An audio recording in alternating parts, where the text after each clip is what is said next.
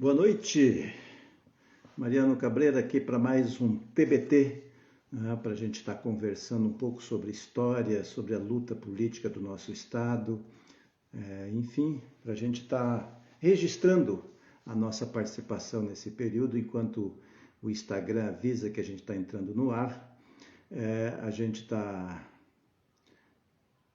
promovendo, fazendo essa live, discutindo a história, a minha participação e de vários companheiros que participaram da história da luta política sindical aqui no nosso estado.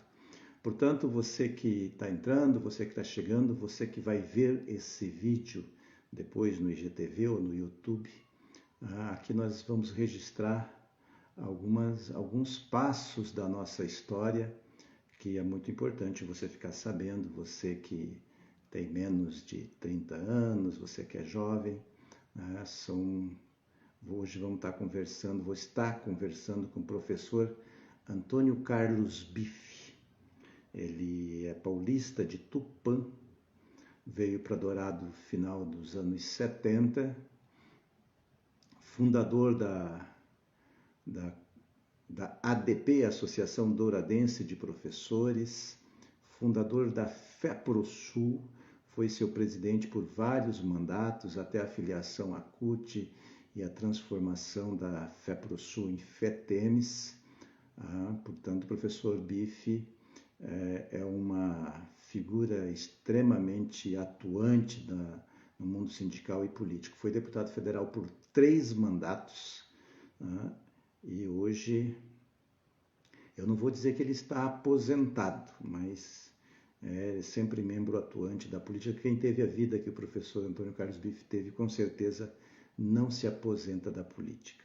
Portanto, dentro de alguns instantes, vamos estar conversando com o professor Antônio Carlos Bife, mas eu quero adiantar para vocês que esse é um processo esse nosso TBT é junto com um projeto que a gente está montando de mentoria política, de estar transferindo, estar compartilhando os nossos conhecimentos, né, para aqueles que querem participar da política, que querem conhecer da política, que querem atuar na política, pode buscar, né, se inspirar na vida de pessoas que a gente já entrevistou aqui, já falamos aqui no TBT com Cristina Erradon, doutora Cristina é advogada, foi minha companheira na Pastoral de Juventude, depois falei com a doutora Ataíde Neri de Freitas, foi vereador, foi pelo presidente do Cidadania hoje no Estado, enfim, foi secretário estadual e municipal de cultura. Nós vamos estar entrevistando pessoas que viveram e que são bastante importantes aqui no cenário político do Mato Grosso do Sul e trazendo conteúdo para vocês que querem fazer política e estudarem. Nós temos na nossa página táticas.marianocabreira.com.br, vamos estar promovendo de 26 a 30 de julho, nós vamos estar promovendo uma semana intensiva de tática eleitoral. Professor, a sua entrada não está me dando opção de convidá-lo aqui, está dizendo que não é possível participar. Provavelmente o seu Instagram ou alguma entrada sua aí não tá permitindo eu te convidar, certo? Portanto, professor Bife, você sai e entra de novo para me tentar te convidar, tá legal? Porque não está dando opção de convidar para você. Mandar um abraço para Ilza, para o Johnny, que entrou, para Crisca Conceição também, que já está aqui, já entrou aqui. Obrigado pela audiência. Eu vou repetir, professor Bife, sai e entra novamente, tá ok? Porque não está permitindo eu te convidar por essa entrada que você fez aí, tá legal? Tem alguma coisa que está dando errado na nossa comunicação. Mas hoje é o TBT, portanto, com o professor Antônio Carlos Bife. Vamos ver se a gente consegue arrumar a entrada dele aqui. Ele saiu, vamos ver se ele entra novamente, para a gente estar fazendo o convite para ele participar aqui conosco. Não está dando opção, professor. Tem alguma coisa que está errada ou com seu aparelho ou com seu Instagram. Tá certo? O Johnny está dizendo aqui que às vezes o seu perfil esteja bloqueado nas configurações. Então tem que ver aí se for iPhone principalmente, tem que ver como desbloqueia aí para entrar, tá legal? Enquanto o professor Bifi se organiza para entrar, nós vamos dizendo que esse nosso TBT, nós estamos fazendo a mentoria Agora sim, agora...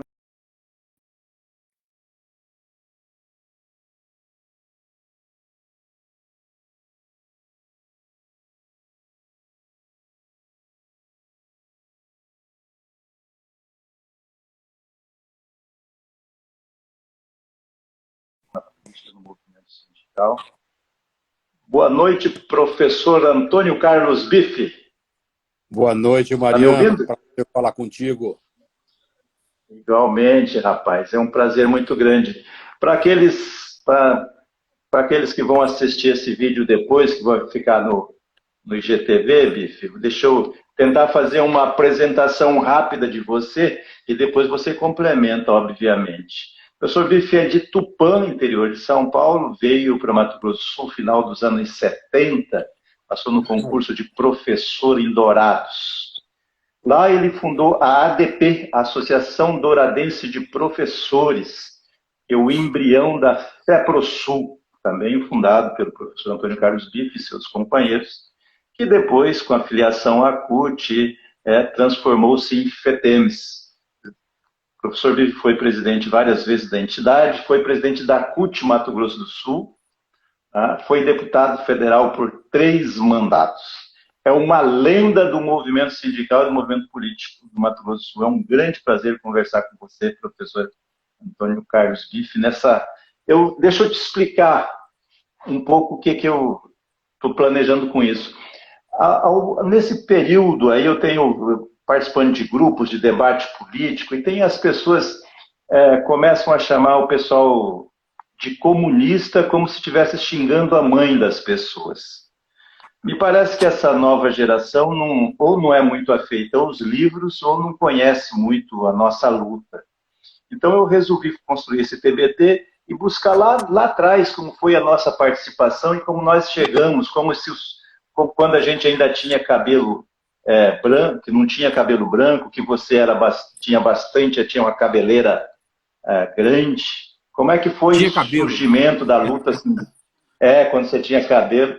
Como foi a sua chegada em Dourados e o surgimento da luta sindical? Como é que foi isso para você? Boa noite, primeiro, né?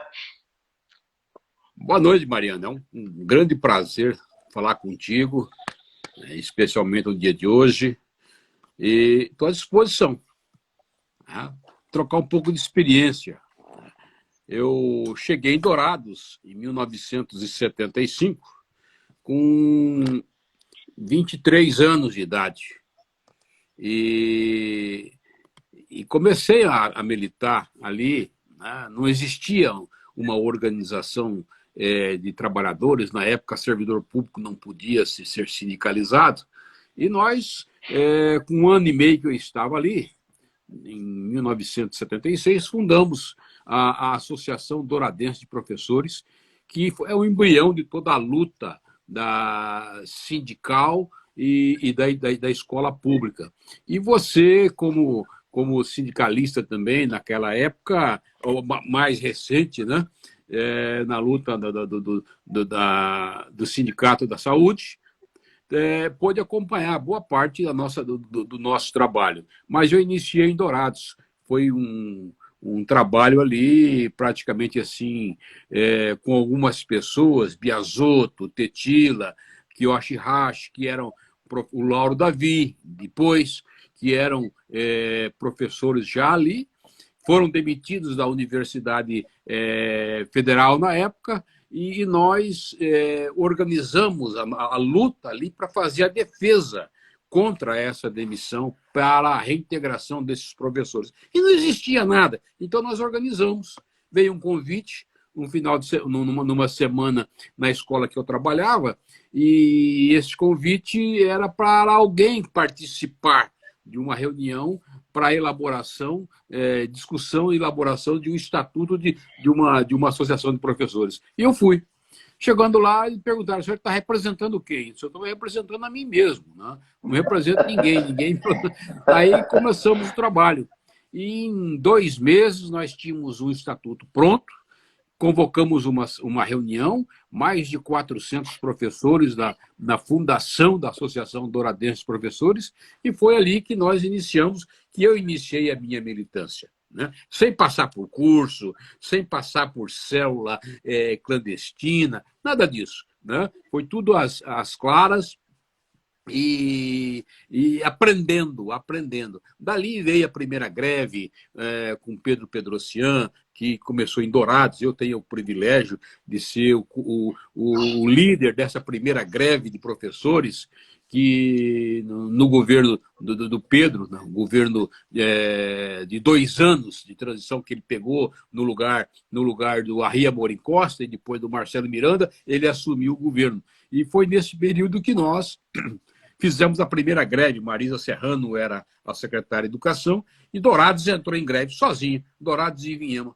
Então, nós fomos aprendendo a militar, aprendendo a luta, e é um pouco, e daí nasce a FEPROSUL, depois todo aquele trabalho de organização dos servidores públicos com a divisão do Estado, né, em 81, e daí a gente veio, né, em toda essa transformação no que é hoje a Federação dos Trabalhadores em Educação. Aí depois eu virei deputado, disputei 9 eleições, ganhei 3, tudo na luta sindical, na raia, para fazer com que os trabalhadores tivessem representação na Assembleia Legislativa. E que só depois de muitos anos que a gente tem lá um Pedro Kemp, tivemos um Lauro Davi na Assembleia Legislativa, que representa os trabalhadores de um modo geral, está sempre brigando pelos nossos interesses. Então é um pouco isso a nossa história.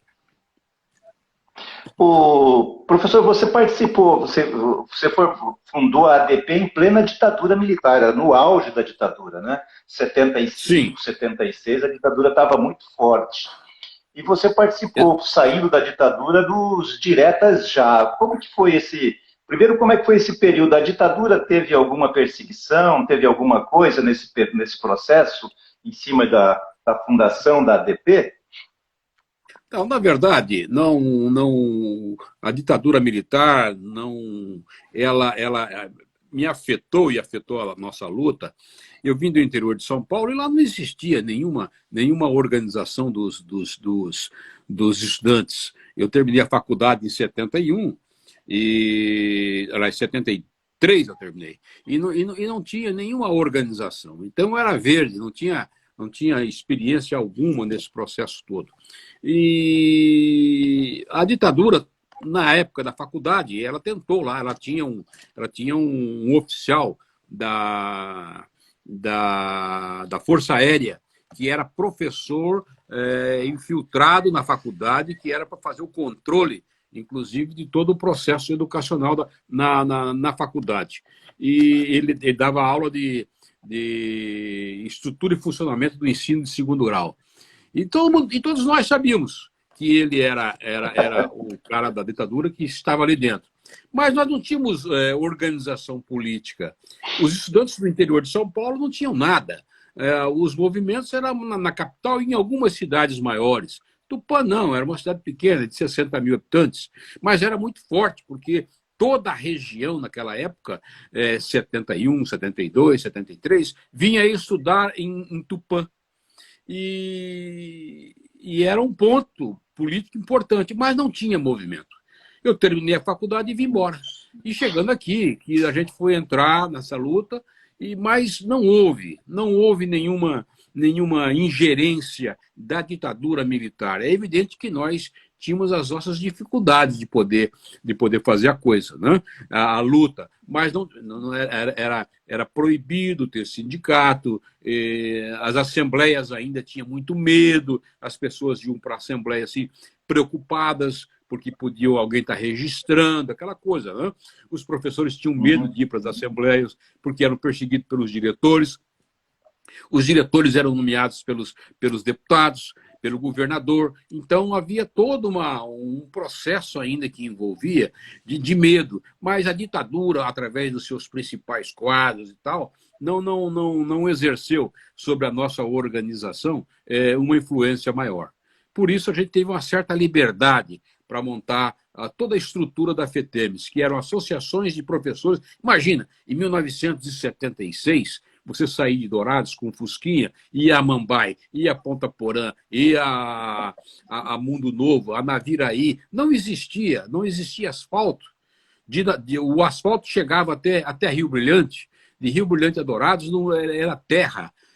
Para você fazer uma ligação telefônica, você tinha que ir no posto telefônico. Não existia, então era muito difícil esse processo de organização. E quem tinha telefone na época era luxo.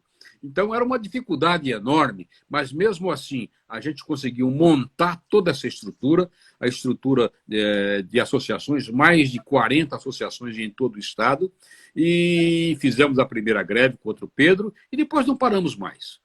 Não paramos mais até chegar, evidentemente, na ocupação da governadoria, que vamos fazer esse debate.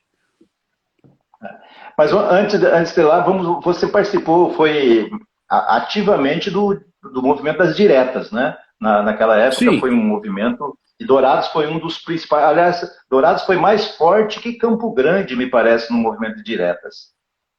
O Dourados tinha uma oposição muito forte. Ali tinha alguns membros do antigo MDB, né? Tinha outros do PTB, que depois PDT, e o PT, o PCdoB praticamente não existiam, né? Ali existia na capital, mas lá em Dourados era muito fraco algum núcleo e tal. E quem participava era as organizações sociais. E a ADP era uma associação de muita influência em Dourados. Então nós tínhamos ali tinha também um movimento estudantil forte, né? A UD de Dourados, como a USP em Campo Grande, tinham representação. Fora isso, também, os trabalhadores rurais tinham a sua organização, o sindicato da construção civil também tinha ali o seu núcleo, dos bancários, mas quem tinha a capacidade de fazer mobilização, de botar o povo na rua, era a ADP. Certo. Daí, como foi a sua vinda para Campo Grande? Primeiro, você disputou a campanha de deputado estadual pelo PMDB em 86, foi isso? Foi em Dourados ainda, né? Foi em Dourados ainda. Eu já estava em Campo Grande. O que aconteceu? Em 83, 82, 83, estava expirando o mandato da FEPROSUL. Era o falecido professor Eusébio, era de aqui da UANA, professor da universidade. Eu era o vice dele. Aí ele já não queria, já estava, né, com um segundo mandato. Disse, olha, você podia disputar a presidência. Eu falei, mas eu tô recém-casado. Eu casei em 81, em outubro. Olha bem, eu casei no dia 9, 10, no dia 11. Eu casei no dia 9, sábado, e no dia 11, segunda-feira, eu estava na praça em Dourados fazendo mobilização para preparar a primeira greve contra Pedro Pedrocian. Então, aí ele disse, você podia se candidatar. E me candidatei, chapa única, evidentemente. Por quê? O que tinha acontecido? Com o final do governo Pedro, o Pedro criou uma organização de professores para ele, para disputar com a FEPROSUL. Pegou todos os consignados em folha, que eram os nossos filiados, e tirou da folha. Deixou a FEPROSUL sem receita.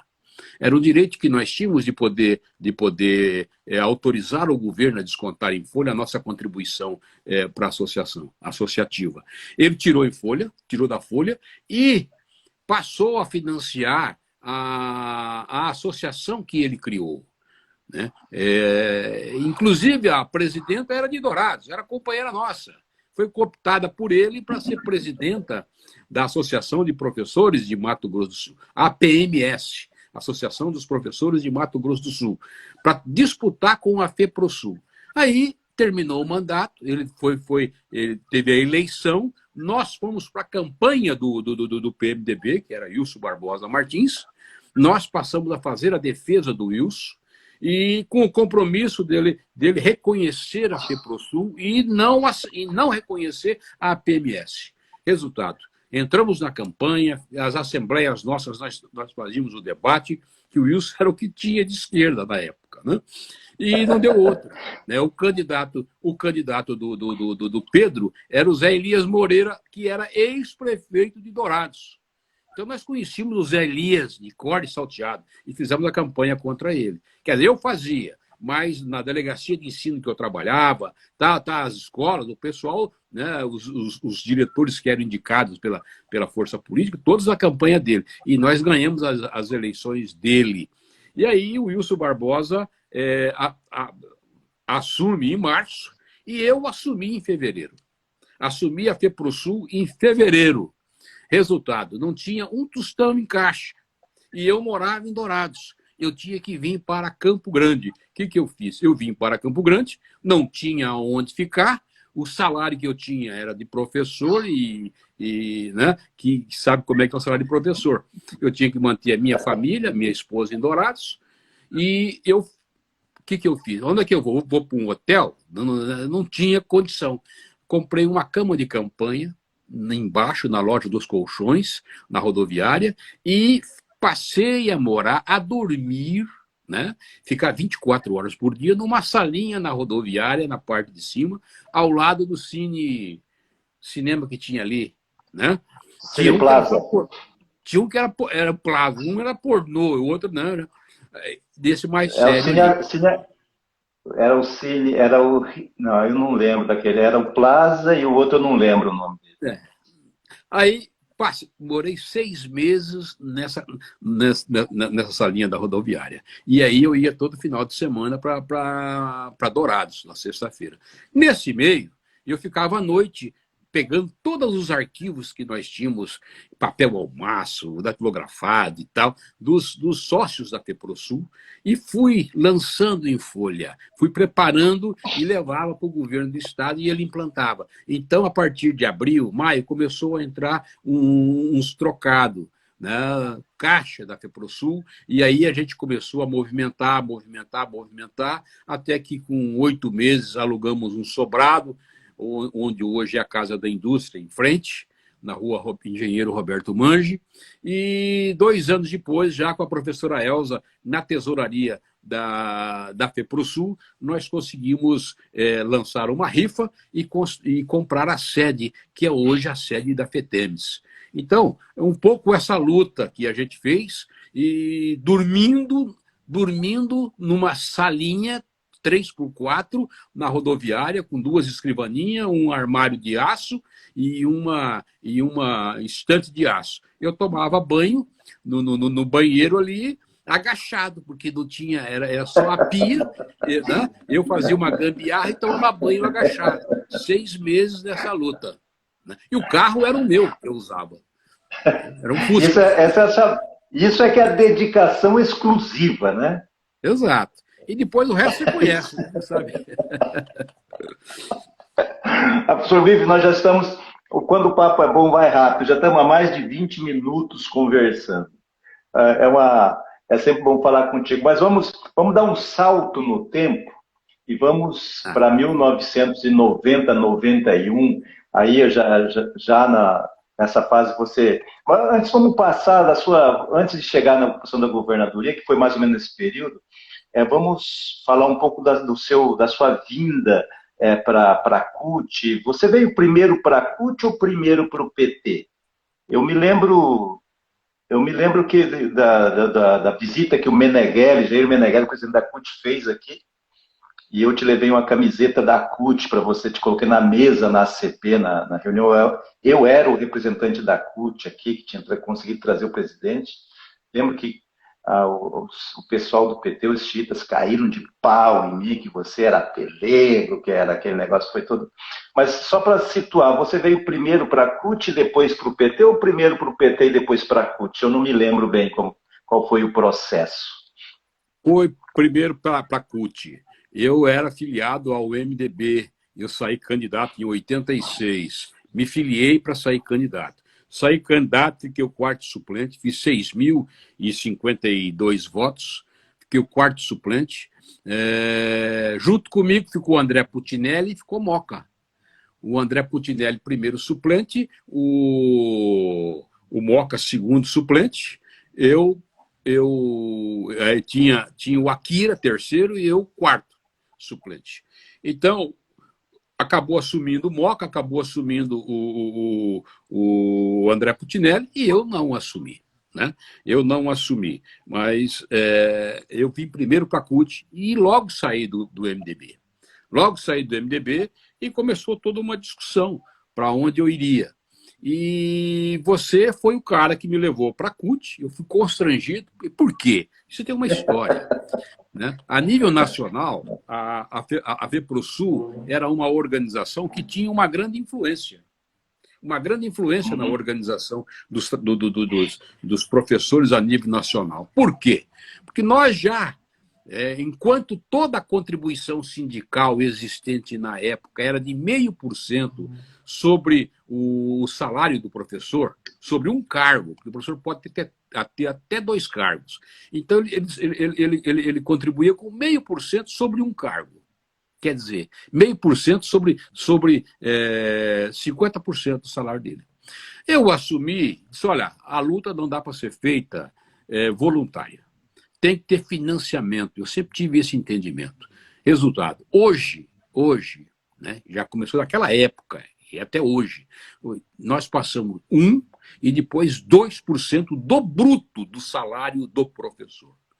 Então, esse dinheiro, nós éramos uma organização que tinha o maior financiamento de base. Nós não dependíamos de mais nada, porque os professores contribuíam em decisão em Assembleia Geral. Em cada município nós tínhamos as assembleias e aprovando 2%. Só Campo Grande, que sempre foi avessa à nossa luta, que sempre deu problema, é que tivemos que ir na justiça para garantir que Campo Grande também pudesse contribuir. Mas nós sempre financiamos a luta através do próprio associado. E aí, a nível nacional, a gente tinha uma moral muito forte. A gente era reconhecido como uma organização muito forte. E nós já tinha uma disputa nacional entre filia a CPB, a Confederação dos Professores do Brasil, depois CNTE, filia ou não filia a CUT. E eu não era filiado ao PT, tinha uma oposição a minha aqui no Estado, essa oposição queria filiar a FEPROSUL à CUT, até temos a CUT, eu era contra, porque eu não estava participando politicamente do PT. E aí, o que acontecia? A nível nacional, nós fechávamos com o PCdoB. Nós éramos chamados independentes. E em todo o Congresso, ano a ano, era o debate. Isso tomava o maior tempo dos congressos. Filia ou não filia a CUT? E nunca filiou. Até que um dia o Congresso era em Campinas. Saiu daqui o Bife, professor Lauro, professor Ordalino, professor Elson e a professora Elza. Em 5 dentro de um carro. Nós fomos para... Eu tinha tomado a decisão. A oposição a nós, ao nosso grupo que dirigia a FETEMES, FEPROSUL FETEMES, vinha crescendo. E era uma oposição alimentada pelo PT, que também vinha crescendo como partido. vinha crescendo como partido.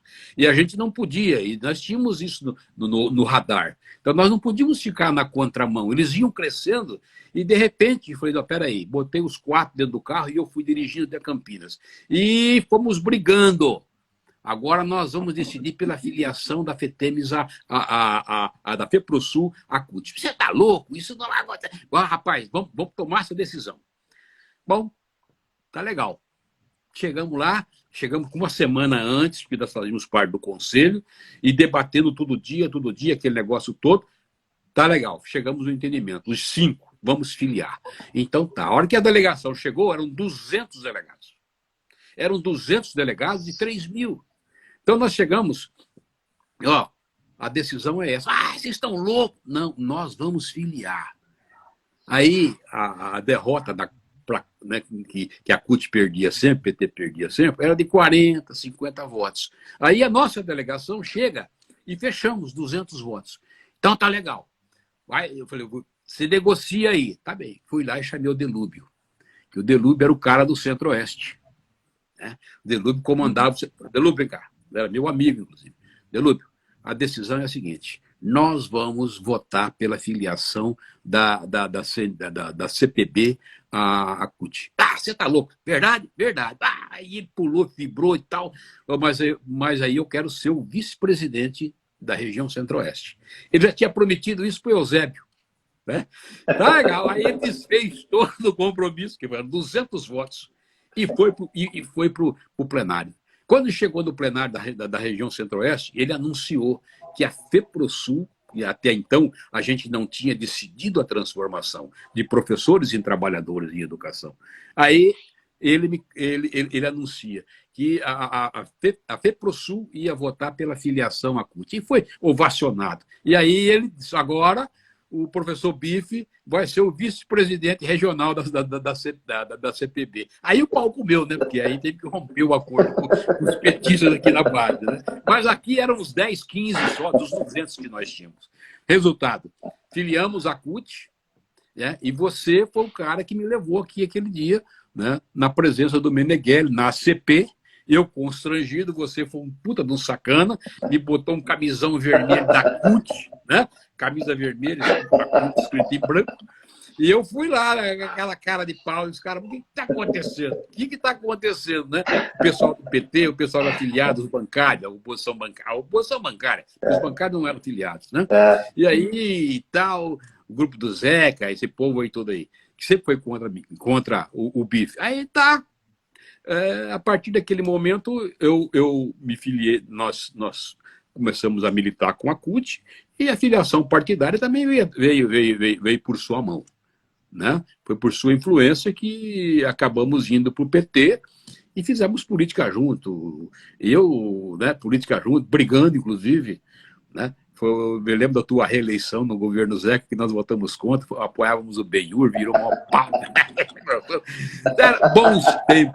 Bons tempos que nós tínhamos. Bons tempos. Para brigar, nós tínhamos tempo. Né? Hoje nós não temos mais tempo, né? Nós estamos... Né? Então, e os tempos são outros também. Mas fizemos muita história. Então, eu comecei primeiro na CUT e depois me filiei ao PT. 29 anos de PT.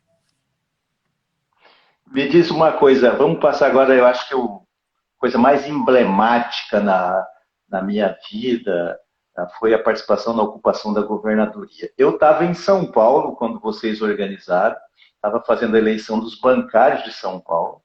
Quando eu cheguei, o circo já estava todo montado, estava tudo pronto, só fui avisado do dia o que ia acontecer. Eu fui pilotando a Kombi de som até a frente da governadoria. Mas você tem na memória todos os passos da organização, eram 4 meses de salário atrasado, final do governo Marcelo, mas se tem um ato revolucionário na minha vida, eu acho que foi o ápice, né, da minha militância, que foi aquela ocupação. Como que foi a organização? Você sempre encabeçou, você foi a maior liderança daquele processo, né? Como foi a organização e a tomada de decisão de ocupar o Palácio do Governo? Como é que foi aquilo, deputado? Mariano, nós tínhamos um núcleo na época, a FEPROSUL, a FETEM, já tinha um núcleo de organização e fazia parceria com os sindicatos dos servidores públicos contra o grupo TAF, Tributação e Arrecadação e Fiscalização, que eram os primos ricos, né? E continuam sendo os primos ricos do funcionalismo. Juntamente com hoje, a família cresceu, com o pessoal da área jurídica. Né? Então, esse se constitui efetivamente no grupo que o Estado quer efetivamente resguardar. O resto, professor, funcionário administrativo, médico, policial civil, policial militar, pessoal da saúde, enfermeiros, isso tudo para eles, nós somos a segunda categoria, não tem valor. Eles preservam, evidentemente, a arrecadação e fiscalização, onde dá o dinheiro, e o setor judicial, que é onde garante todas as tramóias de governo. E aí, então nós tínhamos um núcleo, e a FETEMES tinha uma parceria muito forte com o sindicato dos trabalhadores da saúde. Nós fazíamos aquela briga contra o Ataíde, lembra? Né? A Federação. A Federação era a organização pelega. O Ataíde hoje é um amigão da gente. Mas ele fazia o jogo do governo. Ele era, né, do Partido Comunista, sempre aliado ao Wilson Barbosa, aquele negócio todo, né? Então, o Partidão sempre teve uma parceria forte ali, e a gente, né, mais independente e petista, era contra. Né? Nós batíamos de frente. E você, o Mário, a Auxiliadora, tinha mais um outro lá, encontrei com ele esses dias. Né? Tá com 80 e poucos anos, né? Quase 90. E aí, lembrando da época. E aí, nós estamos com o salário atrasado. O que nós vamos fazer? Juntamos, escuta, vamos tomar uma medida mais drástica. Vamos invadir a governadoria para forçar o governo a nos pagar, a negociar. Fim do governo Marcelo. Tá bom. Aí ampliamos o núcleo. Botamos junto a Polícia Civil e um setor da Polícia Militar. E contra, né, a Federação, que liderava um outro segmento do funcionalismo, estava de fora. Estava de fora.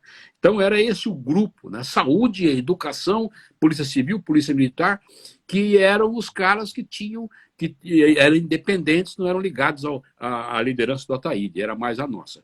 Aí planejamos tudo na FEPROSUL. Mas, na verdade, a nossa intenção era ficar apenas um dia. Apenas um dia. E acabamos ficando 32 dias. Né? Porque, por inabilidade do governo, e também pela truculência do pelotão da Polícia Militar que se alojava dentro do palácio, eram mais de 100 policiais militares que dormiam ali dentro, ficavam aquartelados ali dentro, em defesa. Hoje não tem mais, mas naquela época tinha. Né? Então, nós organizamos e fomos para lá. E como é que nós somos? Está todo mundo sem dinheiro, 4 meses sem salário, 4 meses sem contribuição sindical. Então, nós estávamos com a corda do pescoço. Eu até, domingo agora, eu estava revendo aqui minha papelada, as fotos, e comecei a ver umas fotos dos caminhões. Aí não tinha dinheiro para levar o povo até o palácio. O que nós fizemos? Nós alugamos ali no Mercadão 10 caminhões. Os caminhões foram chegando e os professores, funcionário administrativo, pessoal da saúde, foi todo mundo subindo nas carroceras. Era uma festa, né? Era uma festa. E só um grupo sabia o que ia acontecer. Só a liderança sabia o que ia acontecer. Aí o que aconteceu? Nós botamos o caminhão amarelo, um Fordão amarelo, na frente, que estava a Polícia Civil. Porque o que eles estavam dizendo? Não, vai ter enfrentamento. Então nós vamos botar os caras armados contra os caras armados. E vocês vêm atrás, tá bom? Tá bom. Você na Kombi de som e os caras no caminhão, né? Então vamos, pá! Aquela fila, fomos para o parque.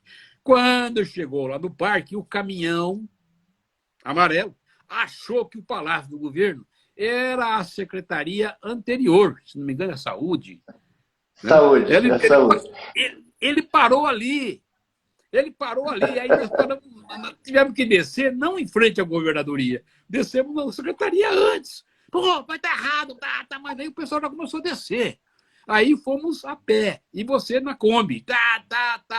Aí chegamos em frente. E eles foram, né, pelotão da frente.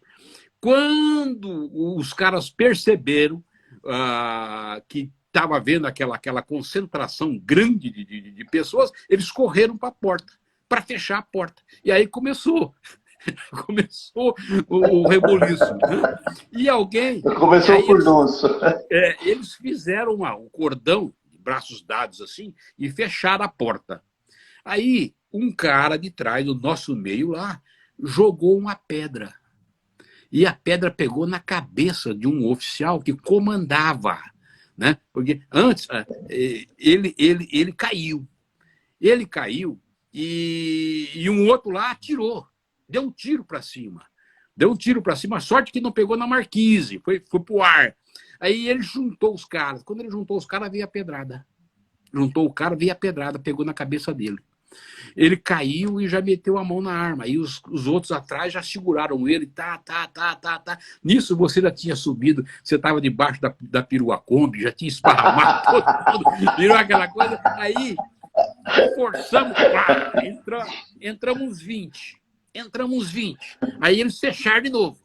Aí com essa pedrada, aí eles deram uma afrouxada, nós entramos mais uns 30, 40 lá dentro. Sai, aquele empurra de dentro para fora e os caras de fora para dentro. Vai, estourou a porta. Estourou aquela porta de vidro e aquele negócio todo. Isso você já tinha reassumido, né? Que você entrou debaixo do pé de roseira lá, aquele negócio todo. Por causa do tiro. O cara deu um tiro, pô.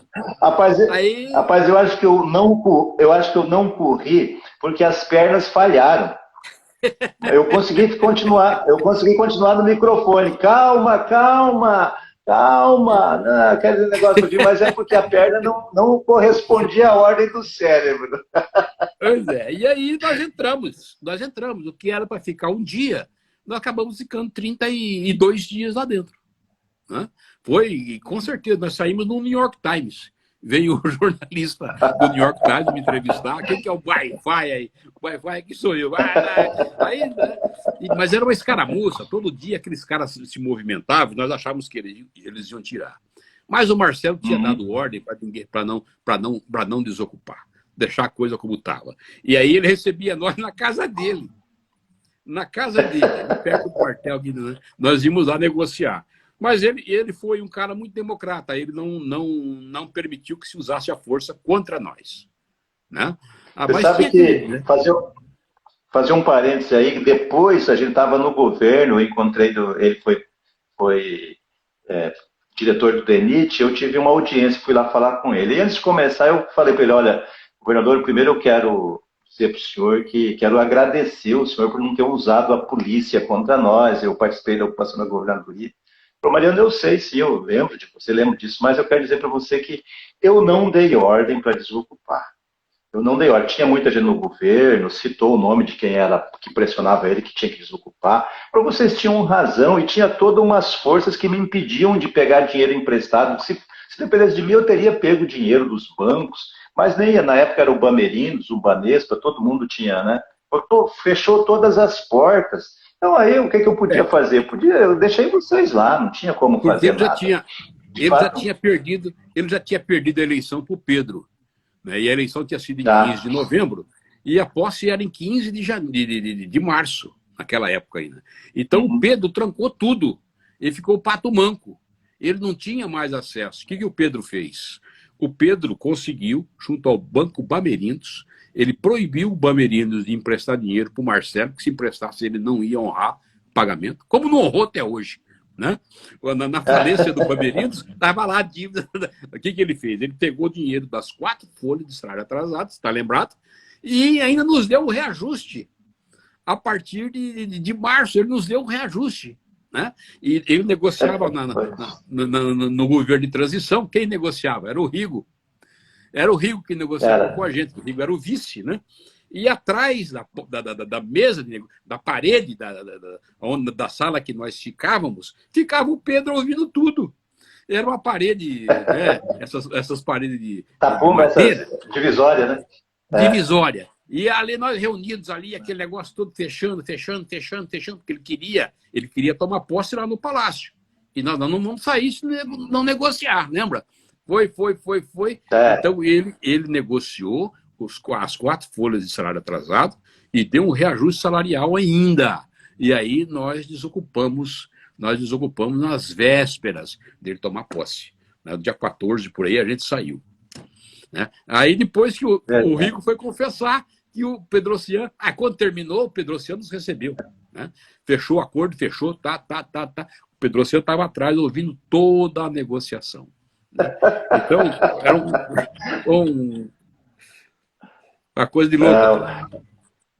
Pois é, mas eu ainda, quando paro, eu fiz questão de... Esse dia eu estava só fazendo um parênteses do que eu estou fazendo. Com essa pandemia toda, você sabe, quem vive da política, eu estava trabalhando, resolvi fazer mentoria online. E aí, assim como você, aquele dia que eu falei contigo, também nunca tinha mexido em Instagram, em YouTube, tem o Facebook lá que eu postava foto das crianças, mas nunca produzi conteúdo. Comecei a dar uma olhada, as pessoas, principalmente aqui no estado, a média, quem tem 30 anos, não sabe dessas coisas, não sabe que isso aconteceu, não sabe quanto barro nós amassamos para o movimento político chegar nisso. Esse dia eu estava conversando, até com a Taíde, eu fiz esse quadro com a Taíde falou, Mariano, nós construímos o Estado democrático, nós pegamos o final da ditadura para cá, todos os direitos dos trabalhadores, absolutamente todos passaram por nós. A liberdade e a autonomia, assim, o plano de carreira dos professores do Estado, que é um dos mais avançados do Brasil, é fruto da sua luta, a aposentadoria, a CACEMES, que hoje é uma gigante na Previdência, da saúde dos servidores, é uma luta sua. Eu me lembro que antes dela surgir, de conversar contigo e você planejar, você imaginar, dizer que isso era possível. Enfim, toda a organização político-sindical, partidária, nós enfrentamos e eu posso dizer que nós ajudamos a construir. Tem um tijolinho meu, o seu tem uma parede, você construiu uma parede, eu contribuí com um tijolinho, com um pedacinho nesse processo, mas eu fiquei, à medida que eu fui procurando, falei, não, eu preciso trazer os amigos, as pessoas que viveram esse período, e a gente bater um papo e contar um pouco da nossa história.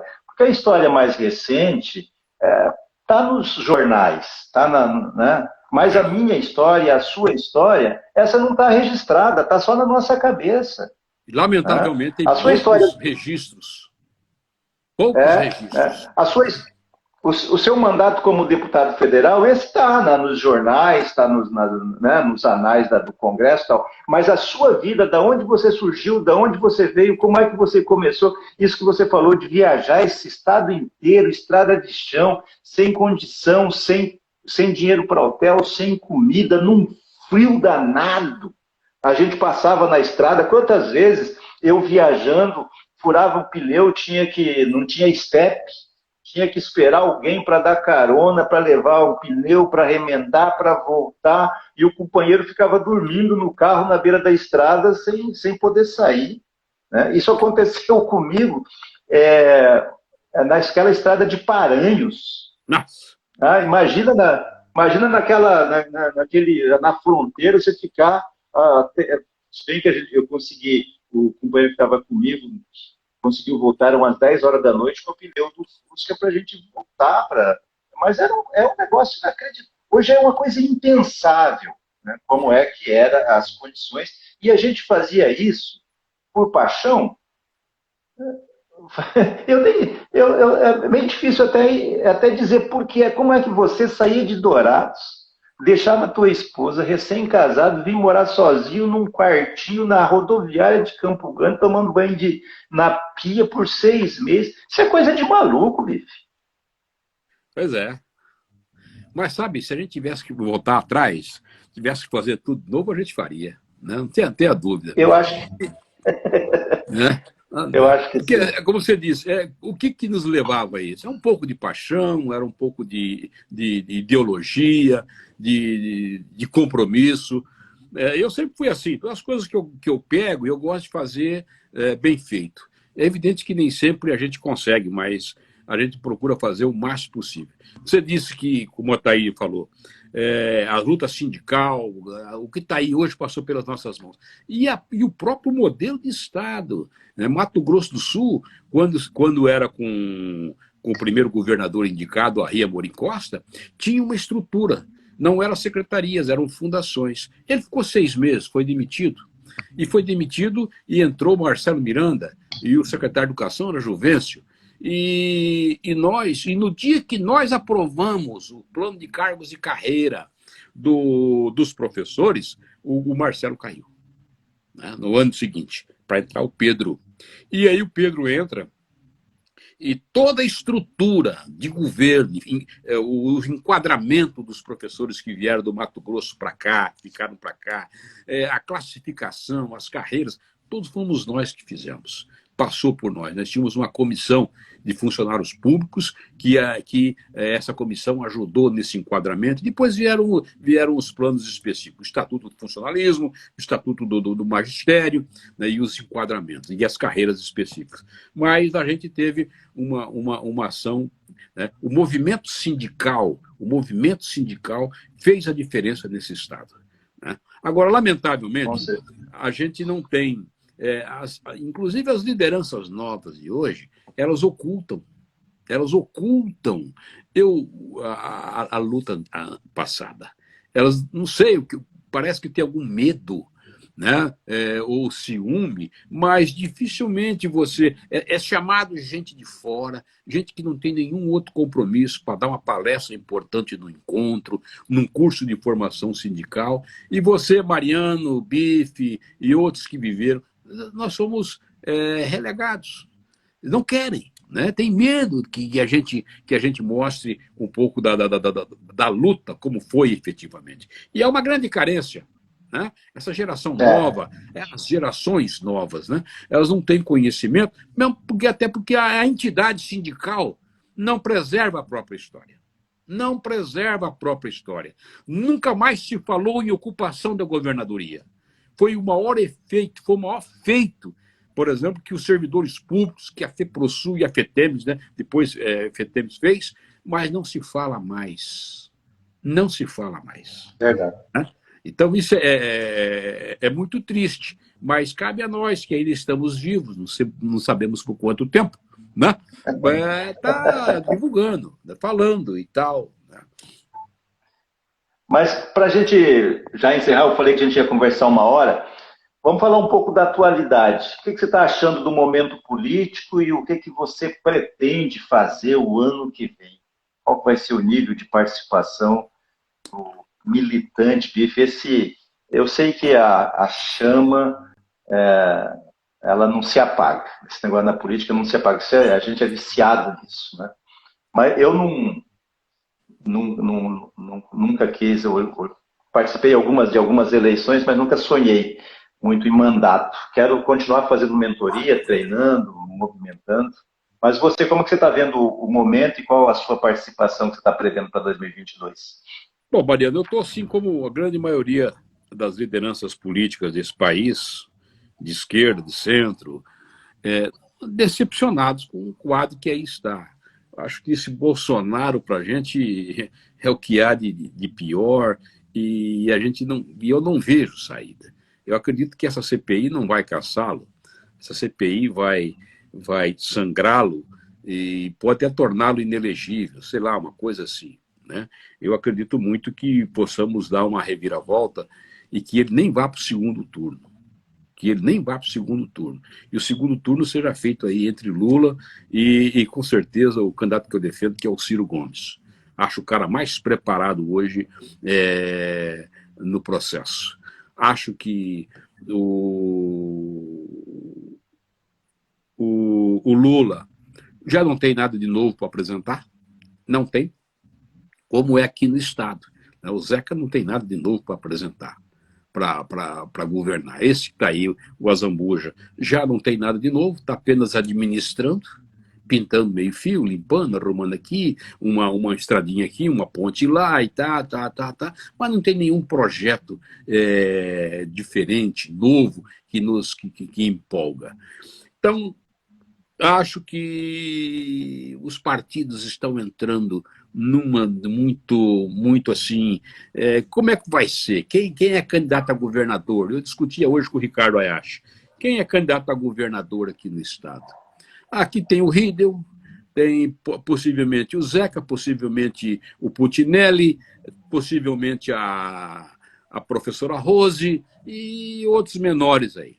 Então, esse quadro não motiva, não tem nada de novo. Não tem nada de novo, nada de novo. Riedel vai ser mais do mesmo, do que está aí, né? Zeca não tem também mais nada, já o último mandato dele já foi sofrível. Então, não tem uma coisa que te motiva. Eu disputei 9 eleições, perdi 6, inclusive a última e a penúltima. Perdi a de deputado federal na reeleição por 1.404 votos. Perdi porque, por uma estratégia eleitoral do PT, nós eu acabei ficando de fora. Bom, não me motiva estar ser candidato. Eu já tomei uma decisão, meu tempo já passou, eu acho que, como parlamentar, a não ser que uma outra conjuntura, mas não estou vendo nenhuma novidade. Então, eu praticamente pendurei a chuteira como disputa eleitoral. Mas quero estar, evidentemente, ajudando as campanhas, ajudando candidatos, de preferência de centro, de esquerda. De esquerda, porque hoje aqui, né, PT é o partido de esquerda. Não é um partido mais de centro, e né, já perdeu há muito tempo, né, aquele verniz de esquerda, né, com as alianças com Temer, com tudo isso que nós conhecemos a nível nacional aí, né? E agora está se desenhando muito mais, né? E muito mais, né? O Centrão que vem, né? Então, isso aí não traz mudança alguma. Eu fiquei 12 anos como deputado federal e já me arrastando, porque não havia nada de novo, havia toda um quadro de muita insatisfação dentro daqueles que enxergam a política. Então, eu acho que eu não vou disputar nada, mas vou estar na campanha, numa campanha de centro, de esquerda, para ajudar alguns candidatos. Né? Eu acho que a governador não vai ter nenhum aí, né? Mas deputado federal, deputado estadual, né? Até mesmo senador, se sair alguém desse campo, identificado com essas causas, com essas lutas, eu vou estar presente. Tá certo. Vão ser 20 horas já, 19 horas e 56 minutos. Eu quero te agradecer imensamente, de coração mesmo. Obrigado, um abraço aí na dona Ana, nas meninas, nos genros, nos netos. Obrigado pela colaboração, obrigado pela presença. Foi um bate-papo. Para quem está nos acompanhando e quem vai assistir, vai ficar no IGTV e vai para o YouTube. Esse material é para pesquisa mesmo da história da política do Mato Grosso do Sul. Falando aqui com o professor Antônio Carlos Bife, um monstro da política do Estado. Tá certo? Obrigado, meu irmão. Obrigado. Fica com Deus. Até a próxima. Grande abraço, Mariano. Beijo no coração. Gente, quero agradecer vocês que nos acompanham até agora, dizer que